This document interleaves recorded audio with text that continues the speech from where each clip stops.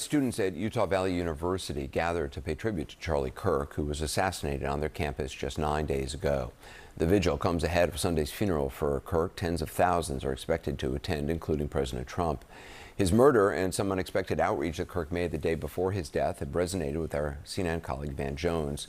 The story begins when a Ukrainian woman was fatally stabbed last month in North Carolina. The suspect is a black man, and Charlie Kirk and Van got into a public sparring match online.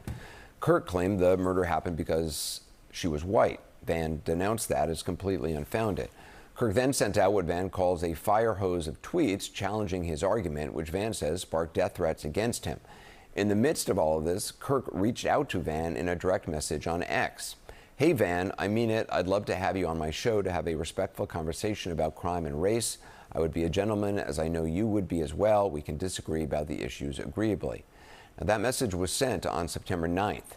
Van says he did not see it until the very next day after Kirk was murdered. Van Jones just wrote a piece about this for CNN.com and is here tonight. I mean, this is extraordinary. So this was received the day before he was killed. Yeah. Look, I mean, we were beefing. We were going at it online, on air. And then after he died, after he was murdered, my team called and said, "Van, he was trying to reach you, man." What? And what was he doing? Dialogue. Let's be gentlemen together. He says, let's disagree agreeably. So I'm sitting on this and I'm watching the whole country talk about civil war, censorship, justifying murder about this guy. This guy is reaching out to his mortal enemy saying we need to be gentlemen and sit down together and disagree agreeably. And the next day he's killed. And I've sat on it long enough and I just said, you know what? We're going to Memorial Weekend for this man.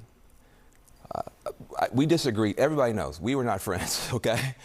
At all. But you praise the good when it's time to memorialize somebody. And what he did, and I didn't even know it, was good. He was not for censorship. He was not for civil war. He was not for violence. He was for dialogue, open debate and dialogue, even with me. Even with me. If, would you have gone on his show? Would you have done No, look, I would have probably tried to get him on your show. I mean, I wasn't trying to build his platform, but I would have called him, we would have talked, and we would have started the process of trying to figure this stuff out. And I think what happens is people get so worked up, Anderson, seeing us go at it, they think they're supposed to go out and kill somebody, or go out and talk about civil war, or go out and silence people, or cancel people, or fire people, or censor people. About Charlie Kirk, Mr. Debate, I did not agree with him on literally almost anything. But we were words, not weapons guys. We were words, not weapons guys. And we were getting into a position where we could get some real debate going, whether it was going to be on CNN, on his show. That wasn't worked out. But I would have taken him up. I wanted to beat Charlie Kirk in a debate. I didn't want somebody to shoot him.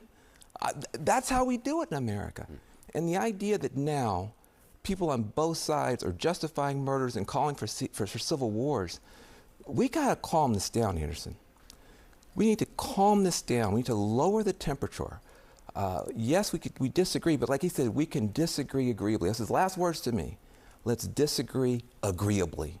We should take that spirit into the Memorial Weekend for this guy. You also wrote that in the wake of Charlie Kirk's murders, Americans have a choice. They can choose more violence, more outrage, more censorship, or a different way. It's similar to what the governor in Utah, Spencer Cox, has said in recent days. Yeah, look, he's a Republican. He's saying the same thing I'm saying. I'm a strong Democrat. We have a choice now.